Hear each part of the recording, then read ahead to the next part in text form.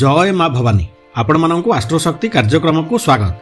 नूतन वर्ष पर प्रत्येक व्यक्ति विशेष उत्फुल्लित यह सहित समस्त मनरे गोटे प्रश्न एवं चिंता नूतन वर्ष शुभ फल देव कि अशुभ फल देव। नूतन किछि करिबा पई 2024 मसीहा सहयोग करिबो कि नाही।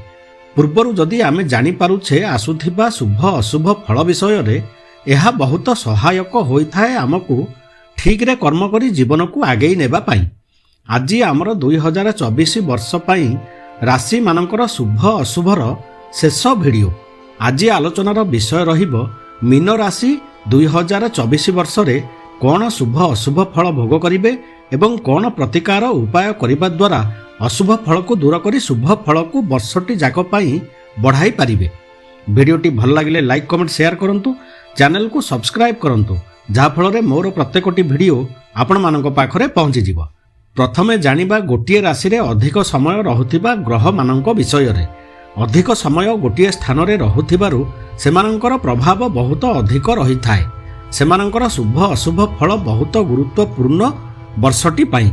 शनि राहु केतु एवं बृहस्पति महाग्रहंकर स्थिति बहुत परिमाण रे आमर वर्ष फल को प्रभावित करि थाए। शनि महाग्रह मीन राशिर द्वादश भाव में वर्षटी जाक रहुथिबारु शनि महाग्रह खर्च कराइबे। परिवार रे अशांति देखाजिबो। शनि देवंक जोगु ऋण करज समाप्त हेबा पई रास्ता किंतु खोलिबो। शत्रु मध्य दमन हेबे। रोगरु मध्य रक्षा मिलिबो। निजर बाणी एवं व्यवहार उपरे ध्यान रखंतु।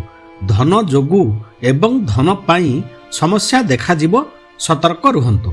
दूरस्थान को जीवार संभावना एवं एथिजोगु समस्या भोग करिवे। उच्च शिक्षा रे समस्या देखाजिबो। आलस्यता बढ़िबो।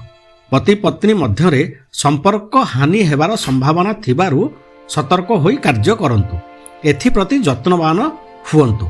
राहु महाग्रह राशि उपरे अवस्थान करुथिबारु जिद्दिया हेबे, क्रोधी हेबे, स्थिर होई कोनोसी कार्य करि पारिबे नाही।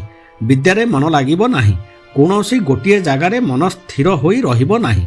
पति पत्नी मध्यरे समस्या देखाजिबो। पार्टनरशिप व्यवसायी माने सतर्क होई कार्य करंतु। दूर यात्रा एवं शिक्षा क्षेत्र रे समस्या देखाजिबो। केतु महाग्रह सप्तम भाव रे अवस्थान करुथिबारु काहा सहित भल संपर्क रहिबो नाही। शरीर रो तळ अंग रे समस्या देखाजिबो।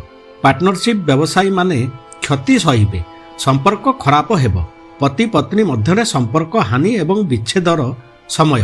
बृहस्पति महाग्रहंक जोगु शुभ फल मिलिबो। नूतन किछि करिबा पई सहयोग बृहस्पति महाग्रह करिवे। नूतन संपर्क एवं विवाह हेबार समय। धन प्राप्त कराइबे बृहस्पति महाग्रह। कुटुंबर सुख मध्य मिलिबो। मीन राशिर व्यक्ति विशेष वर्षटी को शुभ करिबा पई सातमुखी आठमुखी नौमुखी रुद्राक्ष को प्राण प्रतिष्ठा करी धारण करंतु। प्रभु गणेश एवं माँ कालींकर पूजा आराधना करंतु। मंत्र जप करंतु। एबे आसंतु जानिबा मीन राशिर व्यक्ति विशेष 2024 मसीहार मास गुड़िकरे कौन शुभ अशुभ फल भोग करिवे एवं कौन प्रतिकार करिबा द्वारा अशुभ फलरु रक्षा पाई पारिबे। जानुआरी मास मीन राशि पाई शुभ फल आनिदेव। बड़ मानकर साहाय्य सहयोग मिलिबो। आयर स्रोत खोलिबो। नूतन सुविधा सुजोग पाखकु आसिबो। चाकरी वृत्ति प्राप्त करिवे। व्यवसायी माने धन प्राप्त करिबा पई नूतन रास्ता आपणेइबे। फेब्रुआरी मास खर्चर समय। वाद विवाद ठारू दूरेई रुहंतु। कोर्ट कचेरी केस रे पड़िबार समय।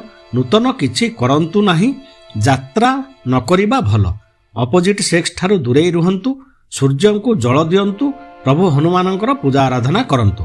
मार्च मास शुभ फल देव। मान सम्मान वृद्धि हेब। प्रत्येकटी कार्य बुझी विचारी तरतर न होई कले सफलता मिलिब। कर्म क्षेत्र रे प्रमोशन समय। अपोजिट सेक्स ठारू सतर्क होई रुहंतु। मुंडरे चंदन लगांतु। हनुमान चालीसा पाठ करंतु। एप्रिल मास सफलतार मास। अटकी रहिथिबा धन मिलिबाकू लागिब। गृह परिवार रे सम्मान प्राप्त करिवे। विद्यार्थी माने उन्नति करिवे। सरकारी कलरु साहाय्य सहयोग मिलिब। आलस्यता त्याग करंतु। मे मास शुभ फल देव। साहस पराक्रम बढ़िब। प्रत्येकटी कार्य करिबाकू आग्रही हेबे। अधिक उत्साहित हुअन्तु नाही। बुद्धि विचारी ପ୍ରତ୍ୟେକଟି କାର୍ଯ୍ୟ କରିବାକୁ ଚେଷ୍ଟା କରନ୍ତୁ। ଜୁନ୍ ମାସ ସତର୍କ ହୋଇ କାର୍ଯ୍ୟ କରନ୍ତୁ। ଗୃହ ଭୂମି ଯାନବାହନ କିଣିବାର ସମୟ। ପରିବାରରେ ଶାନ୍ତି ବନାଇ ରଖନ୍ତୁ। ମାତାଙ୍କ ସ୍ୱାସ୍ଥ୍ୟ ପ୍ରତି ଧ୍ୟାନ ଦିଅନ୍ତୁ। ଯେକୌଣସି କାର୍ଯ୍ୟ କରୁଛନ୍ତି ଏହାକୁ ଭଲ ଭାବରେ ବୁଝିବା ପରେ କରନ୍ତୁ। ଜୁଲାଇ ମାସ ନିଜର ବୁଦ୍ଧି ଜ୍ଞାନକୁ ଠିକ୍ରେ ବ୍ୟବହାର କରନ୍ତୁ। ପ୍ରତ୍ୟେକଟି କାର୍ଯ୍ୟକୁ ବୁଝି ବିଚାରି କରନ୍ତୁ କିମ୍ବା କିଛି କରନ୍ତୁ ନାହିଁ। ନୂତନ କିଛି ନ କରିବା ଭଲ ଏହି ସମୟରେ। ବିଦ୍ୟାର୍ଥୀମାନଙ୍କ ପାଇଁ ଏହା ସେତେଟା ଶୁଭ ସମୟ ନୁହେଁ। ଗର୍ଭବତୀ ମାନେ ନିୟମିତ ଡାକ୍ତରୀ ପରାମର୍ଶ ନିଅନ୍ତୁ। ସ୍ୱାସ୍ଥ୍ୟ ଉପରେ ଧ୍ୟାନ ଦିଅନ୍ତୁ। ମୁଣ୍ଡରେ ଚନ୍ଦନ ପ୍ରତ୍ୟେକ ଦିନ ଲଗାଇବା ଦ୍ୱାରା ଶୁଭଫଳ ମିଳିବ। ଅଗଷ୍ଟ ମାସ ଶତ୍ରୁମାନଙ୍କ ଉପରେ ବିଜୟ ପ୍ରଦାନ କରିବ। କୋର୍ଟ କଚେରୀ ମାମଲାରେ ବିଜୟୀ ହେବେ। ଋଣ ମୁକ୍ତ ହେବା ପାଇଁ ବାଟ ଫିଟିବ। ନୂତନ କିଛି କରିବାକୁ ଚାହୁଁଥିଲେ ଋଣ ପ୍ରାପ୍ତ ହେବ। ରୋଗ ଉପଶମ ହେବ। ଆୟର ସ୍ରୋତ ଖୋଲିବ। ଖର୍ଚ୍ଚ ମଧ୍ୟ କମ୍ ହେବାକୁ ଲାଗିବ। ସେପ୍ଟେମ୍ବର ମାସ ପତି ପତ୍ନୀ ମଧ୍ୟରେ ସମ୍ପର୍କ ଉତ୍ତମ ହେବ। ସାମାଜିକ ସ୍ତରରେ ମାନ ସମ୍ମାନ ବୃଦ୍ଧି ହେବ। ବ୍ୟବସାୟୀମାନେ ଶୁଭ ଫଳ ପାଇବେ। ମୁଣ୍ଡରେ ଚନ୍ଦନ ଲଗାନ୍ତୁ। ସତର୍କତାର ସହ କାର୍ଯ୍ୟ କରିବା ଦ୍ୱାରା ସଫଳତା ମିଳିବ, ନହେଲେ କ୍ଷତିର ସମୟ। ଅକ୍ଟୋବର ମାସ ସମସ୍ୟାର ମାସ। ଗୃହ ଭୂମି ଯାନବାହନ ନ କିଣିବା ଭଲ। ଆକସ୍ମିକ ଦୁର୍ଘଟଣାର ସମୟ। ସ୍ୱାସ୍ଥ୍ୟ ହାନିର ସମୟ। ଏହି ସମୟରେ ଯାତ୍ରା କରନ୍ତୁ ନାହିଁ। ନୂତନ କିଛି କାର୍ଯ୍ୟ କରନ୍ତୁ ନାହିଁ। ସୂର୍ଯ୍ୟଦେବଙ୍କର ପୂଜା ଆରାଧନା କରନ୍ତୁ। ନଭେମ୍ବର ମାସ ବହୁତ ଶୁଭଫଳ ଦେବ। ଯାତ୍ରା ଯୋଗ ଏବଂ ଯାତ୍ରାରୁ ଲାଭବାନ ହେବେ। ଉଚ୍ଚ ଶିକ୍ଷା ପାଇଁ ସୁବିଧା ସୁଯୋଗ ମିଳିବ। ଧର୍ମ କାର୍ଯ୍ୟରେ ଯୋଗ ଦେବା ଦ୍ୱାରା ଆଗକୁ ଶୁଭଫଳ ପାଇବେ। ଡିସେମ୍ବର ମାସ କର୍ମ ପ୍ରାପ୍ତିର ମାସ। କର୍ମକ୍ଷେତ୍ରରେ ପ୍ରଶଂସିତ ହେବେ। ପ୍ରମୋଶନ ପାଇବେ। ବ୍ୟବସାୟୀମାନେ ଉତ୍ତମ ଫଳ ପ୍ରାପ୍ତ କରିବେ। କଠିନ ପରିଶ୍ରମ ଏବଂ ନିଜ ବୁଦ୍ଧି ବଳରେ ଉନ୍ନତିର ପଥକୁ ଖୋଲି ପାରିବେ। ସଫଳତା ପ୍ରାପ୍ତ କରିପାରିବେ। ମୀନ ରାଶିର ବ୍ୟକ୍ତିବିଶେଷ ଏହି ବର୍ଷଟି ଯାକ ପ୍ରଭୁ ଗଣେଶ ଭଗବାନଙ୍କର ଏବଂ ମା କାଳୀଙ୍କର ପୂଜା ଆରାଧନା ନିୟମିତ କରିବା ଦ୍ୱାରା ବହୁତ ଶୁଭଫଳ ପାଇବେ। ପ୍ରଭୁ ଗଣେଶ ଭଗବାନଙ୍କର ପୂଜା ପ୍ରତ୍ୟେକ ଦିନ କିମ୍ବା ପ୍ରତ୍ୟେକ ବୁଧବାର ଦିନ କରନ୍ତୁ। ମା କାଳୀଙ୍କର ପୂଜା ପ୍ରତ୍ୟେକ ଦିନ କିମ୍ବା ପ୍ରତ୍ୟେକ ଶନିବାର ଦିନ କରନ୍ତୁ। ବୁଲା କୁକୁରଙ୍କୁ କିଛି ନା କିଛି ଖାଇବାକୁ ଦିଅନ୍ତୁ।